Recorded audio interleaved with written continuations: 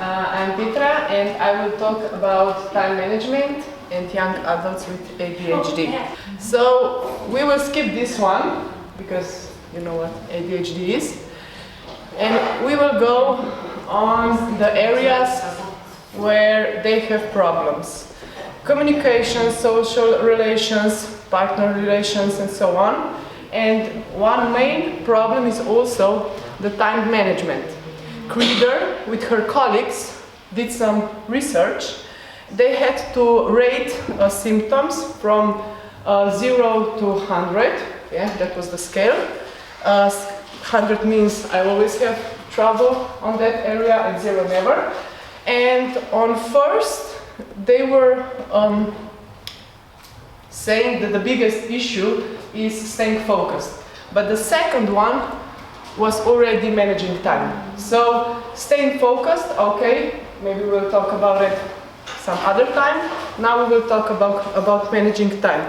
And the others were also like completing homework, tasks, speak to others, listen to others, have different problems, and so on. So we can see that the time management is on the second place. So what is time management?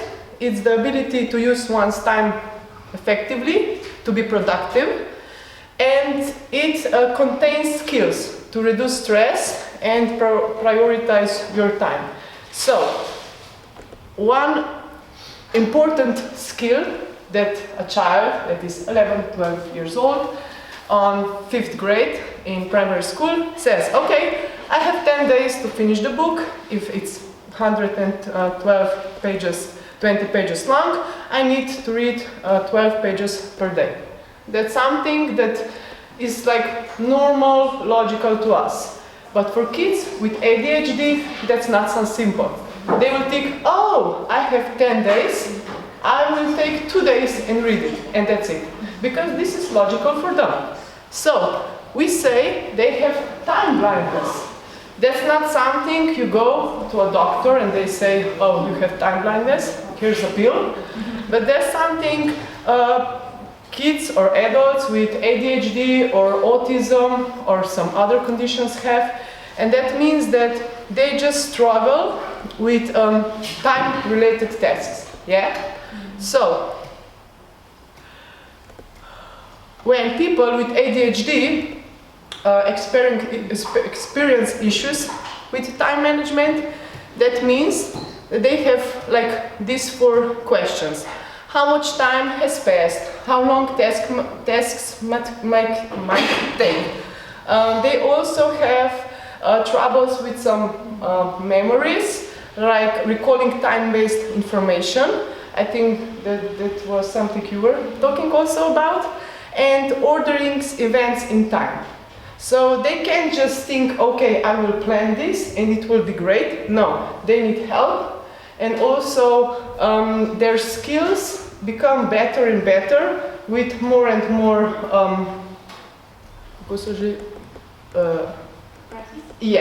practices. Okay. Now we will go and see these 3 areas: habits and routines, reframing, and symptom-specific methods. The first one are habits. I think that these things are really like something maybe casual for you. Planning systems, to have structured day, prioritize what to do now, what to do later, and having reminders. But for them, this is something that they should do on daily basis. So one girl was telling about the habits. I tend to think things through in the morning and I make a list on my iPhone. I have notes. It is silly, but I need it to accomplish the day. So every day she does this. In iPhone, do this, do that, go there, take a break, everything that's important for her, and then she can make through the day with low level of stress. Yeah? Reminders, sticky notes, they are great for them. For children in like primary school, for adults, it doesn't matter. They're really some golden thing. And also priorities. This is some metrics. They need to know what thing to do first. So you have to tell them, if, I don't know, if there's a training and you say, I know, for volleyball, you have to first set the net and then collect the balls and then go warming up. And these kids are always, when they come in, they go running and they say warming up is the most important thing. And no, the coaches are no, the first you have to set the net. So, and then they train them and they just like posted these sticky notes, do this, do that, do the third, and then they know what to do. First, second, and the third step. So you have to tell them many, many times, and then eventually they will have a habit and they will do that. Reframing. Reframing is something that you do with self-evaluation. That means that they need to know what are their strengths and challenges.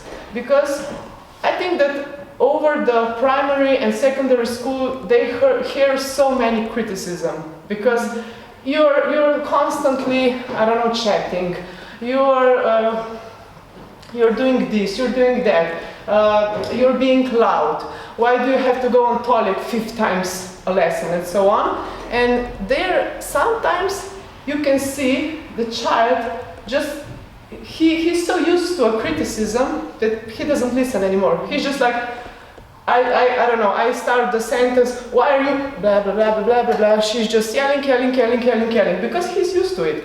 But if you say, okay, just go slowly, because you know that your challenge is doing this and that, but you're really good at it, and you're so fun, and you're so good. He will start to listen, because of this sandwich, you know, good, and criticism.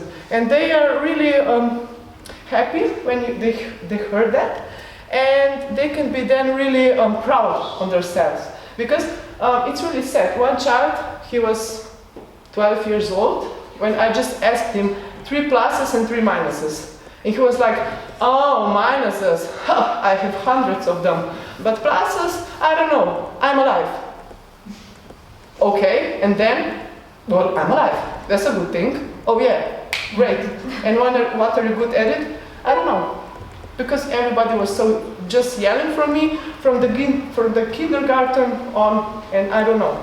So, yeah, it's important that we tell them you're good at this and that. Small daily goals, of course, because you can't say in 10 years I want you to do this and that. Small goals means that when they are good, when they are through the day with some positive feedbacks, this is really good for their self-esteem, of course. And learning styles. Here is one learning style that a student, 21 years old, said. I talk to my professors on daily basis. Hey, can you just leave on the board for a little bit longer? You know, I need some materials and I need to write this down. So she's in college and she says that every day she tells her professors, I need more time, I need more free time, and they can be then really successful at the end of the day. Oh, and sometimes they have to hear, try, watch, read everything, and then they will learn. So they have many styles, not just audio, video, not just one learning style, but they have to try many more, and then they'll be, oh, now I know what you mean. And the last one, I think that this is also really important when we have trainings in sports. Breaks. I don't know how are you used to it, but if you have like one break on 20 minutes, sometimes that's really long for them. They were telling you about 10-15 minutes of concentration, so they need more breaks and more activity switching. So even if we say we will do, I don't know, bouncing a ball for 15 minutes, first, they don't know what is 15 minutes, so okay, whatever you were saying. And second of all, 15 minutes is so long for them. They get bored, they kick somebody, they just want to go out, I have to go on a toilet, or they just forget what you asked. So it's good if we switch. Not now on 5 minutes, of course not, we're not in the circus, but if you do some activity on like 10 minutes, it's good that you watch the one that has ADHD, because you will see him, oh, he's getting bored, all the other kids will get bored soon, of course, and then you switch. Yeah? Or just do, when you're doing a practice, I don't know, with balls, then you just say, okay, hop 10 times, you switch, and go back on yeah, before, thank you. And creating low-level stress, that is also that you are trying to make, we know that it's hard when you are in, I don't know, area, when there are 3 trainings, I don't know, here is basketball, there is football, there is martial arts, whatever, and there are coaches yelling, and there is a lot of stress, and it's loud, and there are some, I don't know, lights, and so on. We are just trying to make them feel safe and a little bit less in stress. Yeah? So if you can put him in a corner that it's not so loud, it would be easier. You understand what I mean? Because they are being so sensitive, and sometimes we forget. We are working with 20, maybe 30 youngsters, and we just forget that maybe that corner is a little bit better than the other one. It is a difference, and if you watch the child, you can see, oh, here is much better. And so sometimes we have just safe corners that are a little more like in a bubble, and we put them there. I'm telling about the exercises that you could, of course. If not, then you can do it. What else can we do? First one, boundaries. Of course, because they have ADHD, we know they have troubles, so we have to help them, understand them. But on the other hand, if they have boundaries, they feel safe. At first they are so angry because you don't let them do, I don't know, some extra ideas that they want to do. But sooner or later they will feel safe, they will be so happy, you will be the best coach on the world. Second one, simple and specific instructions. I think this was also the question. So if instructions are really long, they forget about it. They just hear the first thing, and then when you say bounce the ball, run there, do that, they're already whatever, bounce the ball. So you have to give the specific. Also, 15 minutes of, I don't know, running is not okay for them. 10 laps is okay, or 20 push-ups, or give them the number so they know, oh, so much time. The third, praise positive actions, of course, because of the positive self-esteem. And if you see that they have difficulties with managing time, don't wait that they become nervous, and then they become angry, and then they become, I don't know, all over the place. Just when you see that he struggles, go and help them. What's the problem? What do you need? Do you need a break? Oh, you know how to do this, I don't know, exercise. I will show you again. Okay? Because sometimes they are quiet because they see everybody else understands what to do, and they're like, okay, I will do my thing. And then they see they're all doing it successfully, and I'm not. And then the stress become really big problem. So intervene early. Support, a lot of support, understanding. We heard that they have sometimes trouble with sleeping, so regular exercise, of course, is great. Now, I don't know about the stimulation, because if activities are at evening, they come home really full of adrenaline, but on the other hand, sometimes they are sleepy. I don't know, you will know better, Maya and Jernej, about this thing, but they are always telling that if he can have training at 4 or 5 p.m., that's much, much better than later. I don't know, is it true? Because of the adrenaline, but in adulthood, of course, they will have just in the evening, and that's it. And the last one, of course, relaxing. Now, I have just, I have these sports that also Maya mentioned. These are the ones that, some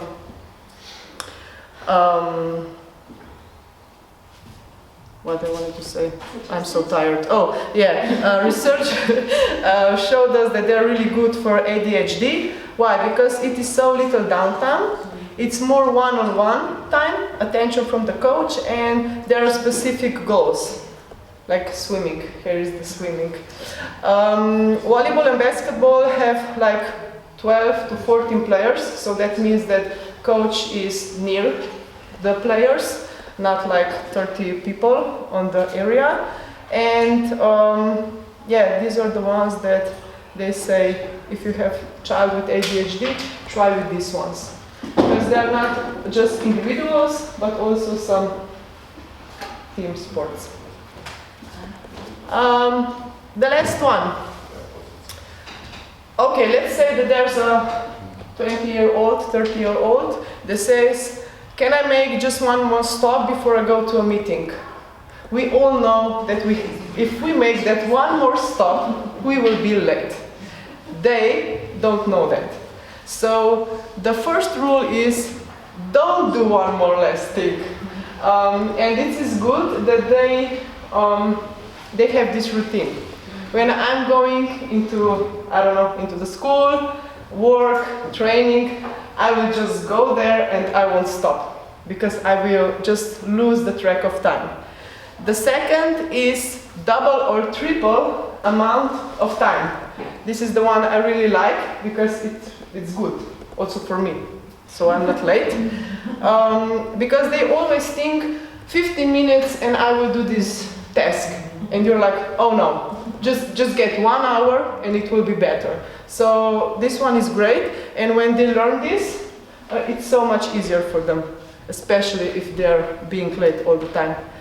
The best thing is that they just try, practice. At first they will guess how much time do they need, then they will record time, they will see they were late, they were wrong, and so they were just trying, they will try to be better next time, double amount of time, and this is the practice that they need. So guessing and recording is great. And the last one, deadlines, to-do lists. These are really important, not just, of course, also for other people, but if they try, I don't know, in schools, sometimes they say, oh, I didn't teach enough. Can I be asked, I don't know, maths, the next week? I promise I will learn till next week. It's 7 days, I have enough time. No, because the next week is, again, 7 days more. So they really need deadlines. And sometimes in school we have one bonus. One time you can just rearrange the date. Otherwise you get D, Zweck, Enko. And then they will know, okay, that's the deadline, and that's it. And that's it from me. Thank you.